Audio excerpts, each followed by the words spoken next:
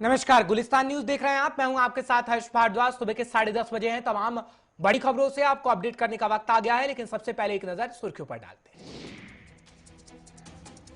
आज पुष्कर सिंह धामी की होगी ताजपोशी। मुख्यमंत्री पद की शपथ लेंगे। शाम 5 बजे राजभवन में होगा राजतिलक। पुष्कर सिंह धामी को राज्यपाल दिलाएंगी शपथ।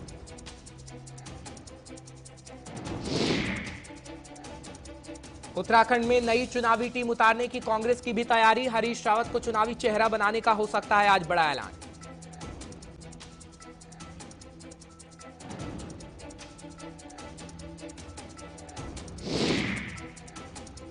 और उत्तराखंड में कोरोना के मामले हो रहे हैं बेहद कम। 24 घंटे में मिले 158 नए संक्रमित। प्रशासन कोरोना मामलों पर रख रहा है पूरी नजर।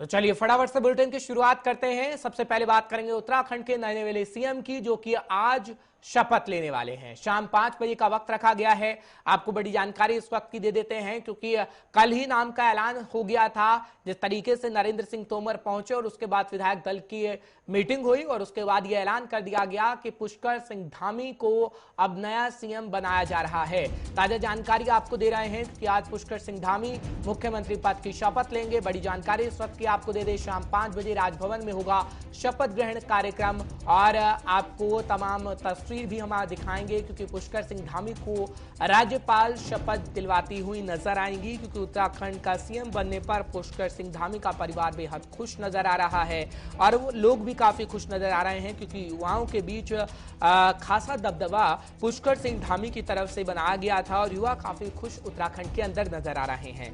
2022 के अंदर चुनाव होने हैं और उन चुनावों से पहले जिस तरीके का बदलाव हम उत्तराखंड के अंदर देख रहे हैं, वो कहीं ना कहीं आगे की तस्वीर को बदलता हुआ नजर आएगा। और किस तरीके से बीजेपी अपने आप को दोबारा से सत्ता पर काबिज कर पाएगी, ये तो खैर वक्त ही बता पाएगा, क्योंकि सभी पार्टियों की तैयारी है। और बीजेपी ने एक बार फिर से चेहरा बदल दिया है, अपना दांव खेल दिया है, और जो जाके सटीक बैठेगा या फिर नहीं, ये भी खैर वक्त बता पाएगा। फिलहाल जानकारी आपको दे रहे हैं और आपको सुनवाते हैं, क्योंकि सबसे पहले गुलिस्तान न्यूज की तरफ से ही बातचीत की गई है नए नियुक्त सीएम से, यानी पुष्कर सिंह धामी से। वो आपको सुनवाते हैं। उत्तराखंड के नवनियुक्त मुख्यमंत्री पुष्कर सिंह धामी हमारे साथ है। इनको आज जिम्मेदारी मिली है। सीमांत क्षेत्र से आते हैं, 2 बार से विधायक हैं। लखनऊ विश्वविद्यालय से शुरू हुआ छात्र राजनीति का सफर आज उत्तराखंड के मुख्यमंत्री जैसे एक गरिमामय जिम्मेदारी पे आकर के पहुंच गया है। धामी जी ऐसे समय पे इनको जिम्मेदारी मिली है जब 2022 का विधानसभा चुनाव बिल्कुल करीब है। पार्टी ने बहुत सारी अपेक्षाएं धामी जी से की है। तो हम बात करेंगे धामी जी से कि जो पार्टी की अपेक्षाएं हैं, जो चुनौतियां हैं 2022 की, कैसे उस पर विजय पाएंगे। धामी जी, आपका बहुत बहुत स्वागत है। नई जिम्मेदारी आपको मिली है उत्तराखंड के मुख्यमंत्री की, और पार्टी के साथ साथ पूरे प्रदेश की जनता का एक बड़ा जो अपेक्षा होगी वो आपसे सब रखते हैं। तो क्या देखते हैं, सबसे बड़ी प्राथमिकता क्या होगी? सबसे पहले तो मैं आपका धन्यवाद करता हूँ, आपके माध्यम से आपके सभी चैनल को देखने वाले लोगों का सबका मैं धन्यवाद कि मेरे जैसे एक सामान्य परिवार में पैदा हुए एक सैनिक के पुत्र को, एक सिपाही के बेटे को मेरी पार्टी ने उत्तराखंड के मुख्य सेवक के रूप में उत्तराखंड की जनता की सेवा करने का अवसर दिया है। इसके लिए मैं माननीय प्रधानमंत्री जी का, नरेंद्र मोदी जी का, माननीय राष्ट्रीय अध्यक्ष अमित शाह जी का, हमारे राष्ट्रीय अध्यक्ष आदरणीय नड्डा जी का और राष्ट्रीय नेतृत्व का और पूरे प्रदेश के सभी नेतृत्व सहित कार्यकर्ताओं का सबका मैं धन्यवाद करता हूं, उनका आभार व्यक्त करता हूं। और ये भारतीय जनता पार्टी मेरी माँ है और मेरी माँ ने मुझे ऐसे समय में एक काम के लिए चुना है, एक काम दिया है। तो मेरे को जब भी जो भी काम मेरी पार्टी ने, मेरी माँ ने दिया है, उसको मैंने हमेशा प्राणों प्राण से पूरा करने का प्रयास किया है। अब पार्टी ने जो काम मुझे दिया है, मैं कोशिश करूँगा कि उत्तराखंड की जनता की हर संभव जो सेवा हो सकती है वो सेवा करूं। और साथ ही मैं हमेशा ये कहता हूं और कहता रहूँगा कि ये सरकार नहीं, हमारी सरकार आज उत्तराखंड के अंदर नौजवानों के बीच में, बेरोजगारों के बीच में, सीमांत क्षेत्र में रहने वाले लोगों के बीच में, जो समाज के अंतिम छोर में खड़े हुए हैं, उनके बीच में सरकार के रूप में नहीं, उनके साथ उनके साझेदार के रूप में काम करेगी। धामी जी, समय बहुत कम है, 6-7 महीने में विधानसभा चुनाव का महाभारत शुरू हो जाएगा और आपके कंधे पे एक बड़ी जिम्मेदारी है। चुनावी चुनौतियां तो अपनी जगह है ही, पार्टी में भी कुछ गुटबाजी, कुछ पसंद नापसंद, नाखुशी, इस तरह की चीजें हैं। संगठन में भी आपने काम किया है, छात्र जीवन से आपने काम किया है, तो ऐसी चुनौतियों से निपटने की क्या रणनीति रहेगी? देखिए, मैं छात्र जीवन से ही एक संघ का स्वयंसेवक रहा हूँ, विद्यार्थी परिषद का कार्यकर्ता रहा हूँ। लखनऊ विश्वविद्यालय से मैंने पढ़ाई की है और वहीं पर छात्र राजनीति में भी मैं काम करता था। उसके बाद उत्तराखंड के अंदर नौजवान युवाओं के बीच में काम करता था। 2 बार मेरी पार्टी ने मुझे भारतीय जनता युवा मोर्चा के प्रदेश अध्यक्ष के रूप में मौका दिया था। उस दौरान हमने नौजवानों के बीच में, युवाओं के बीच में लगातार काम किया और मैं पार्टी का प्रदेश का उपाध्यक्ष भी था, अभी हूँ। और बहुत सारे कार्यक्रम इस दौरान हमने नौजवानों के लिए, युवाओं के लिए किए हैं। और संगठन में चूँकि शुरू से काम करने के कारण जो हमने सीखा है कि राष्ट्र प्रथम, संगठन द्वितीय और व्यक्ति अंतिम का जो सिद्धांत है, उस सिद्धांत का पालन करते हुए हमारे जितने सीनियर लोग हैं, बड़े हैं, क्योंकि हमारा बड़ा परिवार है और सब लोग यहाँ पर मतभेद हो सकते हैं लोगों के, लेकिन मनभेद हमारे यहाँ कहीं नहीं है। सब लोग मिलजुल कर हम लोग भारतीय जनता पार्टी को आगे बढ़ाने के लिए काम करेंगे, प्रदेश को आगे बढ़ाने के लिए काम करेंगे। सभी लोगों को साथ में लेकर, जो मेरे सीनियर हैं, जो मेरे से काबिल हैं, मैं छोटा हूँ, मैं उनसे उम्र में, आयु में छोटा हूँ, अनुभव में भी छोटा हूँ, उन सब का मुझे जो आशीर्वाद मिलेगा, क्योंकि छोटा होने के नाते सभी लोग छोटे को हमेशा स्नेह करते हैं। एक अंतिम सवाल है, सैन्य पृष्ठभूमि से आप आते हैं धामी जी और सीमांत क्षेत्र का प्रतिनिधित्व भी करते हैं, तो सीमांत क्षेत्र के लिए क्या कुछ विशेष योजनाएं रहेंगी? नहीं, सीमांत क्षेत्र के लिए देखिए, भारत सरकार के हमारे BADP के प्रोग्राम चलते हैं और पहले से भी सीमांत क्षेत्र के लिए मुख्यमंत्री BADP योजना चलती है। उसी योजना को और कोशिश करेंगे और साथ ही साथ जो हमारा जो पड़ोसी देश है नेपाल, उसके साथ हमारे रोटी बेटी के संबंध रहे हैं। और मैं स्वयं पिथौरागढ़ में पैदा हुआ हूँ, वह भी नेपाल बॉर्डर के नज़दीक है। और जो मेरी कर्मस्थली है खटीमा, जहाँ से मैं विधायक हूँ, वह क्षेत्र भी नेपाल बॉर्डर से जुड़ा हुआ है। इसलिए हमारी कोशिश होगी कि जो हमारे रिश्ते हैं, नाते हैं, उनसे उसको और प्रगाढ़ किया जाए, उसको मजबूत किया जाए और जो कहीं कोई कमी है तो उसको दूर किया जाए। अपना बहुमूल्य समय देने के लिए, हमसे बात करने के लिए बहुत बहुत धन्यवाद माननीय मुख्यमंत्री जी। जी, बहुत बहुत धन्यवाद। तो ये थे हमारे साथ उत्तराखंड के नवनियुक्त मुख्यमंत्री पुष्कर सिंह धामी और इन्होंने अपनी प्राथमिकताएं बताई और यही नहीं, उन्होंने बताया कि नेपाल के साथ उत्तराखंड का किस तरह से नैसर्गिक रिश्ता है और उसको भी वो मजबूत करने का काम करेंगे। कैमरा सहयोगी संचित शर्मा के साथ JK 24/7 के लिए देहरादून से धीरेन्द्र प्रताप सिंह। तो आपने सुना जिस तरीके से बातचीत की गई, बहुत कुछ कहा गया है नए सीएम की तरफ से। फिलहाल ब्यूरो चीफ उत्तराखंड इस वक्त हमारे साथ जुड़ चुके हैं धीरेन्द्र, बहुत बहुत शुक्रिया हमारे साथ जुड़ने के लिए।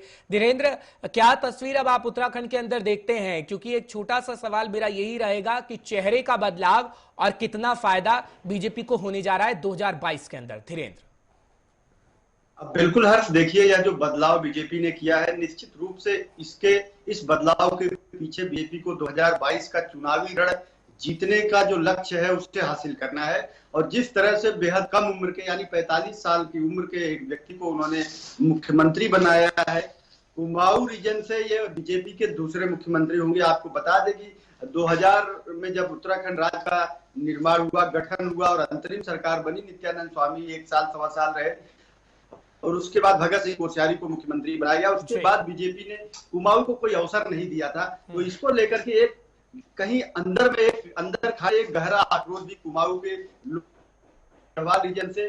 बीजेपी ने अब तक कुल 6 मुख्यमंत्री बनाए हैं, जिसमें से 4 मुख्यमंत्री गढ़वाल रीजन से थे। तो ये दूसरे मुख्यमंत्री है जिन्हें कुमाऊं से बनाया गया है। तो उन्होंने इस एक चेहरे के साथ ही जातीय और क्षेत्रीय दोनों समीकरण साध लिया, मैदान और पहाड़ दोनों को साधने का कोशिश किया है। तो आप देख सकते हैं कि इस तरह से जो पुष्कर सिंह धामी, जिनका एक जो ट्रैक रिकॉर्ड देखे, उनका बैकग्राउंड देखे, सैन्य पृष्ठभूमि से आते हैं और लखनऊ यूनिवर्सिटी से जिन्होंने राजनीति का सफर शुरू किया था, लगातार संघर्ष करने वाले व्यक्ति रहे हैं। युवाओं के लिए इनके मन में काफी, मन में क्या बल्कि इनके पीछे जो चलने वाली भीड़ थी वो युवाओं की थी। युवाओं के निर्विवाद नेता रहे, 2 बार भारतीय जनता युवा मोर्चा उत्तराखंड प्रदेश के प्रदेश अध्यक्ष भी रहे हैं। तो इस तरह से देखें, ये जो चेहरा बदला है बीजेपी ने, निश्चित रूप से 2022 के चुनावी रण में उसको किसी भी तरह से अपनी नैया पार करनी है और सत्ता में दोबारा वापसी करनी है। और उसे पूरी उम्मीद है, उनके रणनीतिकारों को पूरी उम्मीद है कि बीजेपी जो है सत्ता में वापसी कर लेगी पुष्कर सिंह धामी के चलते। ठीक है धीरेन्द्र, लेकिन जो समीकरण साधने की कोशिश कहीं ना कहीं बीजेपी की तरफ से की गई है, अब हम देख रहे हैं कि चेहरे का कहीं ना कहीं बदलाव कर दिया गया है। तो जो नाराजगी त्रिवेंद्र सिंह रावत के लिए थी, जो नाराजगी तीरथ सिंह रावत के लिए थी, अब क्या वो धामी साहब जब आ गए हैं तो वो नाराजगी क्या दूर हो पाएगी जो पहले नाराजगी लोगों की बनी हुई थी?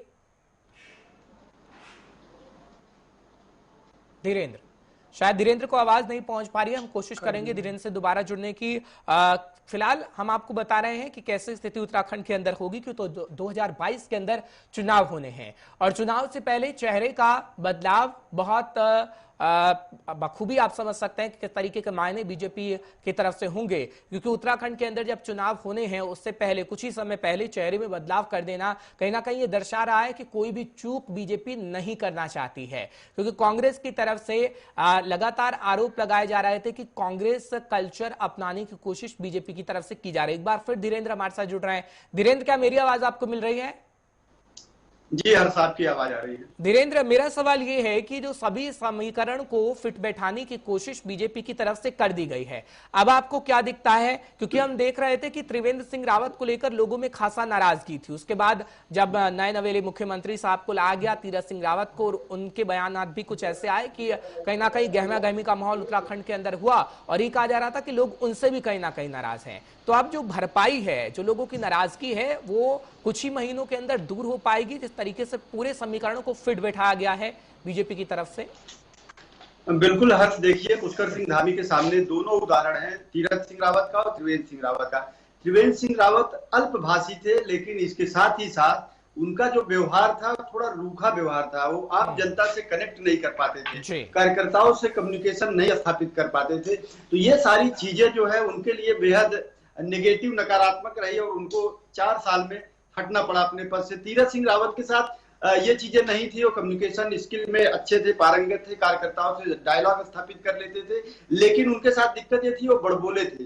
वो कभी भी बयान कुछ भी दे देते थे जिसके पीछे का जो निहितार्थ होता था उसकी वजह से पार्टी को बहुत बार शर्मिंदा भी होना पड़ता था और मैसेज गलत जाता था। इन सब चीजों को देखते हुए पार्टी ने शायद पुष्कर सिंह धामी को मुख्यमंत्री बनाया, जो युवा भी है और युवाओं के बीच उनको काम करने का अनुभव है, पार्टी के कैडर से आते हैं, लगातार एबीवीपी संघ के नजदीक रहे हैं और 2 बार से विधायक हैं। तो और उनके पास बड़बोले नहीं है, सबसे बड़ी बात है ये बड़बोले नहीं है। 2 बार के विधायक हैं, लगातार 20-25 साल से राजनीति में सक्रिय है, लेकिन इनका कोई बयान आज तक हमने विवादित नहीं सुना। तो इस तरह से कह सकते हैं कि इनके सामने एक उदाहरण है कि न तो ज्यादा बड़बोला बनना है, न तो ज्यादा भाषी बनना है। जो भी बोलना है, जो भी करना है, संतुलन बिठा के करना है। और आपने अभी हमारे टिकटॉक में सुना भी कि किस तरह से उन्होंने कहा कि वो छोटे हैं, अनुभव कम है, लेकिन सारे लोगों को साथ लेकर के चलेंगे। जो सीनियर है उनके अनुभव को तरजीह देंगे, तवज्जो देंगे। इसके साथ ही जो युवा है उनके विचारों को भी अपने कार्य क्षेत्र में शामिल करेंगे, अपनी योजनाओं में शामिल करेंगे। तो इससे निश्चित रूप से हम देख सकते हैं इनके इस बातचीत से कि उनका जो विजन है वो स्पष्ट है, क्लियर है कि उन्हें क्या करना है, किस तरह से करना है और किसके साथ करना है। प्रधानमंत्री मोदी के उस नारे का भी उन्होंने जिक्र किया, सबका साथ, सबका विकास और सबका विश्वास। तो कह सकते हैं कि आने वाले 5-6 महीने चुनौतीपूर्ण हैं, चुनौती भरे हैं, लेकिन पुष्कर सिंह धामी शायद इस चुनौती से पार पाने में सफल होंगे, क्योंकि वो एक अच्छे संघनिष्ठ व्यक्ति हैं, तमाम चीजों को समझते हैं, राजनीति की जो व्यवहारिक चीजें हैं उसको समझते हैं और सिद्धांत को भी तवज्जो देते हैं। क्योंकि लगातार वो कह रहे हैं राष्ट्रीय स्वयंसेवक संघ के स्वयंसेवक रहे हैं, तो निश्चित रूप से संघ और संगठन को मिला करके चलने वाले मुख्यमंत्री साबित होंगे और आने वाले समय में शायद पार्टी की अपेक्षाओं पर खरे उतरेंगे। चलिए, ये तो खैर वक्त ही बता पाएगा कि खरा उतरा जाएगा या नहीं। बहुत बहुत शुक्रिया धीरेन्द्र, तमाम जानकारी पहुंचाने के लिए, दर्शकों को अपडेट रखने के लिए। फिलहाल बीजेपी की ये चर्चा हम कर रहे हैं क्योंकि अब नया चेहरा सामने आ चुका है और आज सीएम साहब शपथ ग्रहण भी कर लेंगे, जब जनता के बीच जाने की कोशिश की जाएगी और कहीं ना कहीं बताने की भी कोशिश की जाएगी कि उत्तराखंड में बदलाव बीजेपी कर रही है और आगे आने वाले समय में भी करेगी। फिलहाल बात करेंगे कांग्रेस की भी, क्योंकि कांग्रेस ने भी अपनी रणनीति को तैयार कर लिया है। कांग्रेस भी अपना एक ऐसा चेहरा सामने रख रहा है जो बखूबी जाना पहचाना है और आपको जानकारी दे देते हैं कि उत्तराखंड में नई चुनावी टीम उतारने की कांग्रेस की भी तैयारी पूरी हो चुकी है और आपको बड़ी जानकारी इस वक्त की दे रहे हैं।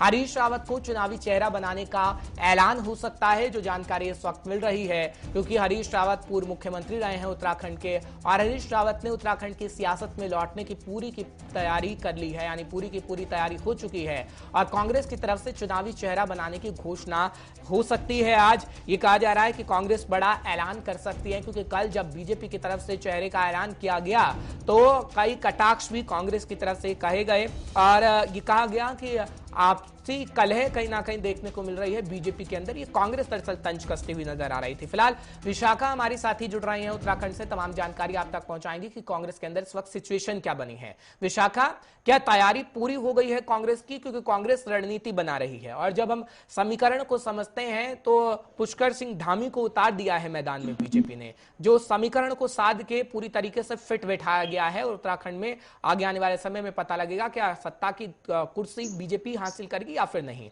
लेकिन हरीश रावत चेहरा बड़ा है, पूर्व मुख्यमंत्री है, ठाकुर चेहरा है, क्या ये चेहरा दोबारा उत्तराखंड के अंदर आएगा, कमाल कर पाएगा? क्या रणनीति कांग्रेस की इस वक्त है विशाखा? जी बिल्कुल हर्ष, जिस तरीके से कांग्रेस की रणनीति फिलहाल नेता प्रतिपक्ष और प्रदेश अध्यक्ष की कुर्सी को लेकर जो खींचातानी हो रही थी और लगभग दो दलों में विधायक खेमा बटा हुआ था। एक खेमा जो हरीश रावत का है, जो अपने आप में कांग्रेस में एक बहुत महत्वपूर्ण जगह रखता है।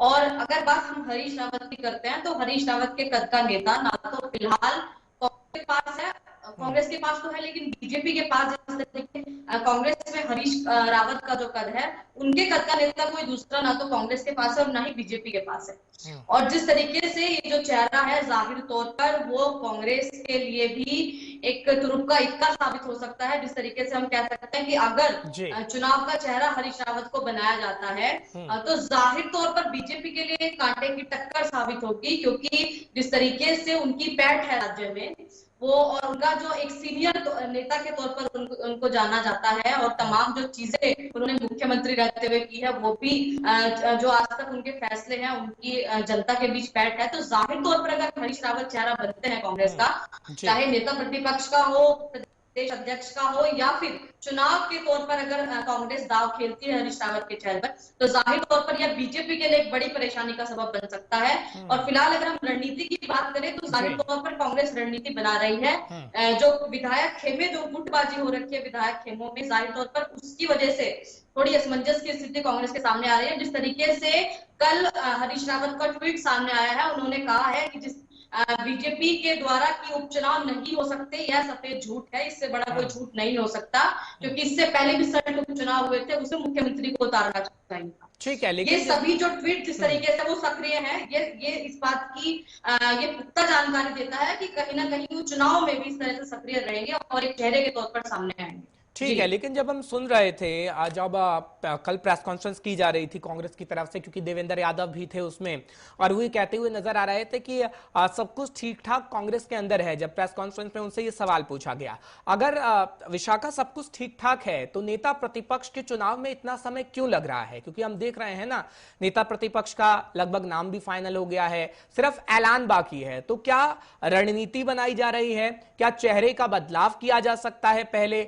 इस वजह से देरी लग रही है? क्योंकि कांग्रेस अगर अब देरी करेगी तो कहीं ना कहीं बहुत देर हो जाएगी, क्योंकि बीजेपी की तैयारी पूरी है और 2022 का समय बहुत नजदीक है। विशाखा जी बिल्कुल हर्ष, जिस तरीके से नेता प्रतिपक्ष को लेकर पिछले लगभग 10 से 15 दिनों से असमंजस्य की स्थिति जो है वो कांग्रेस में देखने को मिल रही है। उसकी वजह यही है कि दो दल जो प्रीतम सिंह फिलहाल प्रदेश अध्यक्ष हैं, उनसे ये कहा गया है कि या तो वो प्रदेश अध्यक्ष की कुर्सी छोड़े तब नेता प्रतिपक्ष का चेहरा बने, या अगर नेता प्रतिपक्ष बनना चाहते हैं तो फिर उनको जो प्रदेश अध्यक्ष की कुर्सी है वो छोड़नी पड़ेगी। लेकिन हरीश रावत का खेमा हरीश रावत के द्वारा ये हमने बात कही गई है, लेकिन दोनों ही जो पद हैं वो कहीं ना कहीं टिकट की दृष्टि से, क्योंकि आने वाले समय में जिस तरीके से टिकटों का जो डिस्ट्रीब्यूशन होगा उसको लेकर अहम है, तो जाहिर तौर पर दोनों नेता अड़े हुए हैं इस बात पर कि किसकी प्रदेश अध्यक्ष भी रहे और नेता प्रतिपक्ष का चेहरा कौन बने। तो ये जो फिलहाल असमंजस्य की स्थिति, असंतुलन की स्थिति कांग्रेस के लिए सामने आ रही है, वो जाहिर तौर पर इसी पे सामने आ रही है कि कहीं ना कहीं आलाकमान भी इस बात में असमंजस में पड़ते हुए दिखाई दे रहे होंगे कि हरीश रावत को जिस तरीके से दरकिनार वो नहीं कर सकते हैं। और उनकी बात फिलहाल यह है कि अगर प्रदेश अध्यक्ष की कुर्सी प्रीतम सिंह छोड़े तब उन्हें नेता प्रतिपक्ष का चेहरा बनाया जाए। ठीक है, लेकिन जैसे पंजाब में हमें लेकिन उत्तराखंड के इंचार्ज देवेंद्र यादव को बनाया गया है, क्या भूमिका इस वक्त वो निभा रहे हैं? क्योंकि हम देख रहे हैं दिल्ली तक से उत्तराखंड का वो सफर तय कर रहे हैं, उत्तराखंड का इंचार्ज बना दिया गया। और कांग्रेस की जब स्थिति को हम देखते हैं तो बड़ा चेहरा है देवेंद्र यादव, क्योंकि दिल्ली में उन्होंने तकरीबन 3 बार वो विधायक रहे हैं, जो बादली विधानसभा है वहां से वो 3 बार विधायक भी रह चुके हैं। अब क्या उनका चेहरा कमाल कर पाएगा? क्या वो रणनीतिक अच्छे तरीके से बना पाएंगे, खासकर उत्तराखंड के लिए ऐसे समय में जब हरीश रावत पहुंचे हैं पंजाब के अंदर और पंजाब को देख रहे थे? क्योंकि हमने हलचल पंजाब के अंदर काफी देखी, उनको कमान सौंप दी गई। अब क्या उत्तराखंड में वापसी की जानी चाहिए हरीश रावत को? तभी हम कहेंगे कि हाँ, उत्तराखंड वासी खुश होंगे और उन्हें एक चेहरा दिखेगा जिस पर वो खींचे चले आएंगे और कहीं ना कहीं लोगों को आकर्षित किया जाएगा कांग्रेस की तरफ से। जी बिल्कुल हर्ष, जिस तरीके से आपने कहा कि फिलहाल हरीश रावत को जिस तरीके से प्रभारी बनाया गया है कांग्रेस का, उसके बाद जाहिर तौर पर उनके पंजाब दौरे चलते रहते हैं और यह राज्य की जनता भी जानती है कि फिलहाल पंजाब के अंदर जो स्थिति है। लेकिन अगर उत्तराखंड की बात करें और हरीश रावत उत्तराखंड से है, तो जाहिर तौर पर अगर उन्हें यहाँ की जनता के लिए यहाँ के चुनाव में अगर उतरना है तो पूरी तरीके से पंजाब की राजनीति से दरकिनार होकर यहाँ पर अपनी पैठ वापस से जमानी होगी, क्योंकि 6 महीने फिलहाल चुनाव में है और पूरी तरीके से रणनीति बनाते हुए कांग्रेस को अगर हरीश रावत आगे रखते हैं तो जाहिर तौर पर पंजाब से फिलहाल हटकर उन्हें उत्तराखंड के चुनाव पर ध्यान केंद्रित करना होगा। तभी अगर देवेंद्र यादव की बात करें तो फिलहाल देवेंद्र यादव की भी एक अच्छी छवि उत्तराखंड से निकल कर आती है और कांग्रेस में एक अच्छी बैठ उनकी मानी जाती है। लेकिन हरीश रावत की जब हम बात करते हैं तो फिलहाल उनके सामने कांग्रेस का कोई भी नेता जो उनकी छवि है हरीश रावत से, फिलहाल हरीश रावत से ऊपर की छवि कोई नेता कांग्रेस में। चलिए, बहुत बहुत शुक्रिया विशाखा, तमाम जानकारी पहुंचाने के लिए, दर्शकों को अपडेट रखने के लिए कि क्या सिचुएशन कांग्रेस के अंदर भी है। तो ये राजनीति की हमने बात कर ली, लेकिन इसके बीच कोरोना के कहर का जिक्र करना जरूरी है, क्योंकि कोरोना का कहर कम हो रहा है। और जब हम उत्तराखंड का जिक्र करते हैं तो उत्तराखंड में कोरोना के मामले भी कम हो रहे हैं। और जानकारी आपको फटाफट से दे देते हैं, क्योंकि उत्तराखंड में स्वास्थ्य मंत्रालय का जो आंकड़ा कहता है वो 24 घंटे में 158 नए मरीज सामने आए हैं। और आपको जानकारी दे दें कि तकरीबन 187 मरीज ठीक भी हो चुके हैं और 4 मरीजों की मौत हो गई है। और प्रशासन पूरी नजर दरअसल कोरोना के मामलों पर बनाए हुए हैं। धनराज इस वक्त हमारे साथ जुड़ रहे हैं, हमारे संवाददाता, तमाम जानकारी पहुंचाने की आप तक पूरी कोशिश करेंगे। धनराज, कैसी स्थिति उत्तराखंड में कोरोना को लेकर बनी हुई है? क्योंकि वैक्सीनेशन की प्रक्रिया जोरों पर इस वक्त चल रही है, मैदानी इलाकों से लेकर पहाड़ी इलाकों तक कैसी वैक्सीनेशन की प्रक्रिया है? और क्या वाकई अब आप देखते हैं कि सिचुएशन उत्तराखंड में पूरी तरीके से ठीक हो चुकी है, खासकर कोरोना को लेकर? धनराज जी बिल्कुल हर जिस तरीके से कोरोना के मामले अब कम होते नजर आ रहे हैं कि 24 घंटे की बात करें तो 158 मामले संक्रमित उत्तराखंड में निकले हैं और 4 लोगों की मौत भी हुई है, जो चिंताजनक है। लेकिन जिस तरीके से लगातार कोरोना के मामले अब कम होते जा रहे हैं तो कहीं ना कहीं ये कहा जा सकता है कि एक राहत भरी खबर उत्तराखंड में ये निकल कर आ रही है कि जो कोरोना के मामले कम हो रहे हैं, कहीं ना कहीं वैक्सीन का असर जरूर देखने में मिल रहा है। और यदि वैक्सीन की बात करें तो मैदानी इलाकों की बात कर ले पहले की, जो मैदानी इलाके हैं उनमें लगातार वैक्सीनेशन का कार्य किया जा रहा है और तमाम सेंटर लगाकर वैक्सीनेशन किया जा रहा है। जिस तरीके से प्रधानमंत्री नरेंद्र मोदी ने एक अभियान 21 जून से जारी किया था कि सभी लोगों को वैक्सीनेशन लगाया जाएगा, अलग अलग सेंटर बनाकर वैक्सीनेशन किया जाएगा। लगातार देखा जा रहा है कि जिस तरीके से हम देख रहे हैं फील्ड में उतरकर तो तमाम सेंटर पर वैक्सीनेशन लगाई जा रही है। हालांकि अभी जो 18 वर्ष से अधिक के लोग हैं उनको अभी वैक्सीनेशन नहीं उत्तराखंड में मिल पा रही है, क्योंकि वैक्सीनेशन की पहले से ही शॉर्टेज नजर आ रही है।